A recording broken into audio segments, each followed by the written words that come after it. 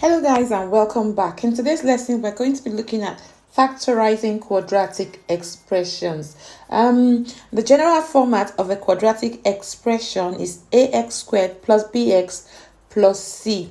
And to be able to factorize a quadratic expression, we need to find the factors of the c term that add to make the b term. In this first example, we have to factorize x squared plus 4x plus 3. Remember, remember the general format of a quadratic expression is ax squared plus bx plus c, and we are looking for the factors of the c term. Okay, this is ax squared. Where's my red pen? This is a. Okay, a here is 1. Yeah, x squared plus bx plus c. Yeah, the coefficient of x is 1, so ax squared is 1 there. Yeah, we're finding the factors of the b term, which is 3, factors of 3 that add to make 4. The only factors of 3 are 3 times 1. So all we have to do now, and definitely 3 add 1 equals 4. So all we have to do now is to open the brackets and close them. We're going to have 2 brackets because we're dealing with quadratics. Yeah, and we have to write x in the first one and x in the second one. And in the first bracket, we're going to have, choose one of the numbers plus 1. I always go with a smaller one, and x plus 3. And that's the solution to that problem. In the second example, we have to find the factors of 2 that add to make negative 3. Our a term here is 1. Our b term is negative 3. Yeah, this is b.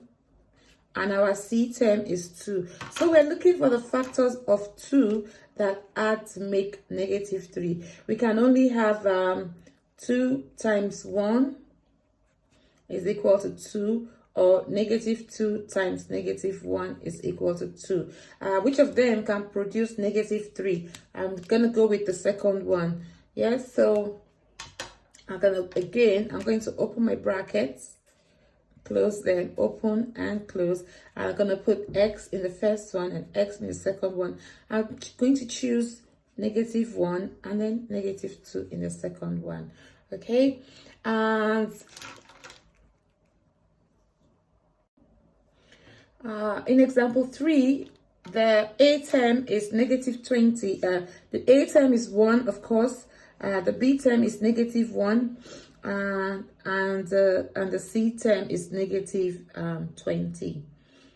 So we're looking for the factors of negative 20 that add to make negative 1. We have to find this out somehow. The only way we can end up with a negative sign is if we have different signs. So yeah, we know that the factors of 20, we can use 1 times 10, or we can use 2 times 10, or we can use 4 times 5. And the only way we can end up with 1 is if we use 4 and 5. Yeah, we can have a difference of 1. But which one gives negative 1? I think if we did negative 5 plus 4, then we will end up with negative 1. So I'm going to go with negative 5 times 4 to give us negative 20, and then negative 5 plus 4 to give us negative 1. So again, I'm going to open my brackets and close them. Open, close. I'm going to put x in the first one and x in the second one. X plus 4, x minus 5. In the case of the last example, I've got negative 15. Again, the only way I can end up with a negative 15 is if the signs are different. So I'm thinking about the factors of 15 here, and I can use 5 and 3. And how do I can do 5 times 3, but how do I end up with positive 2? I can only end up with positive 2 if I did negative 3 plus 5.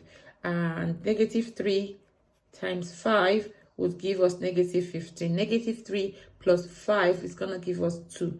So we're going to open these brackets again, and we're going to have x minus 3x plus 5. Yeah, so yes, those are all of the examples done. There'll be loads more examples in the class, so if you'd like to understand it better, if you have any questions, keep them and you can ask me in class. Thanks for watching. I shall see you in the next one.